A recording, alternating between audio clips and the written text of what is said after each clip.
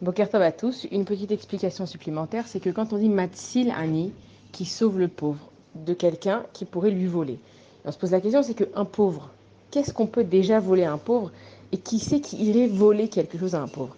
Et dans la Torah, on dit En Ani, il n'y a pas de pauvre ou de pauvreté, et la Bédat, seulement dans la connaissance. Ça veut dire que tout le monde est pauvre de quelque chose.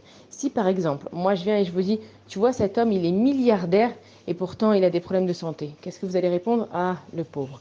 Si je vous dis, cette personne-là, elle fait des conférences dans le monde entier, elle est très connue, mais elle n'arrive pas à se faire des amis parce que elle se met tellement en colère rapidement que les gens, ils n'arrivent pas à être proches de lui. Vous allez répondre, ah, le pauvre. Ça veut dire que la pauvreté, c'est un état soit financier, ça peut être un état émotionnel. Il y a des gens qui sont pauvres en émotions, il y a des gens qui sont pauvres en sentiments, il y a des gens qui sont pauvres dans plein de domaines. Généralement, on parle de l'aspect financier, mais il faut qu'on comprenne que chacun est pauvre dans un domaine. Et quand on dit Matzil, Ani, Akadosh Baruch Hu, il sauve le pauvre, ça veut dire que une personne, quand elle est consciente qu'elle est dans un état de pauvreté, alors Akadosh Baruch Hu, il la sauve. Comme pour les organes, comme on a vu hier, c'est que les organes, ils sont conscients qu'ils pourraient se faire voler quelque chose, alors Akadosh Baruch Hu, il les sauve.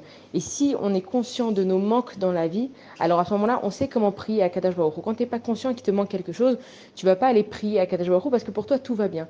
Et tu ne te considères pas comme un pauvre tant que tu n'as pas compris qu'il te manque quelque chose. Maintenant, il ne faut pas se mettre toute la journée dans un état d'esprit qui nous manque des choses, mais ce qu'on est en train d'expliquer, c'est que prends conscience de ton état, sache où sont tes défauts, sache où sont tes lacunes, sache où sont tes manques.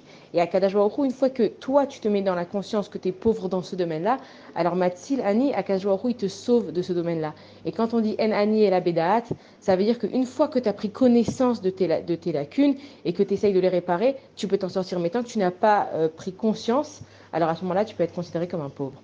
Bonne journée à tous.